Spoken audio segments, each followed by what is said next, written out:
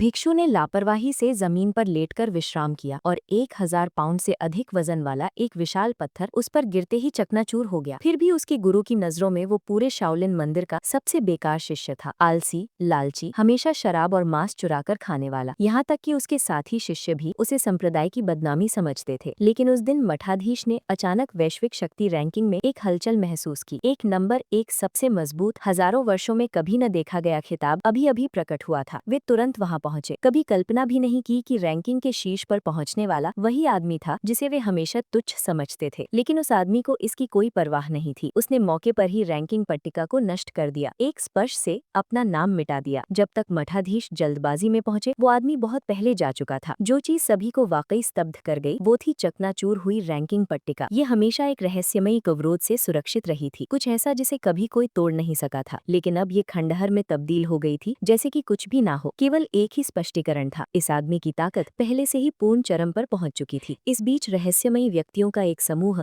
Shaolin आंगन में घुस आया। उनका नेतृत्व कर रही थी संत स्त्री की निजी परिचारिका। उसका केवल एक उद्देश्य था, भिक्षु और संत स्त्री के बीच विवाह समझौते को रद्द करना। उसे देखकर कितना आलसी और बेकार लग रहा था, ठीक वैसा ही जैसा अफवाहों में वर्णित था। उसने उसे सबक सिखाने का फैसला किया। उसने एक लकड़ी का डंडा उठाया, अपनी आंतरिक ऊर्जा को उंगलियों पर केंद्रित किया और अगले ही पल डंडे को एक मोटे लकड़ी के खंभे में घुसा दिया। ठीक उसी समय जब वो उसका मजाक उड़ाने वाली थी, वो ठिठक गई। उस आदमी ने एक हाथ डंडे पर रखा, हल्के से दबाया और डंडा खंभे से आर पार हो गया। किसी के प्रतिक्रिया करने से पहले ही आंगन में हर लकड़ी का खंभा एक साथ धूल में मिल गया। उस पल में सभी को अंततः समझ आया कि उनके सामने वाला आदमी कोई बेकार मूर्ख नहीं था,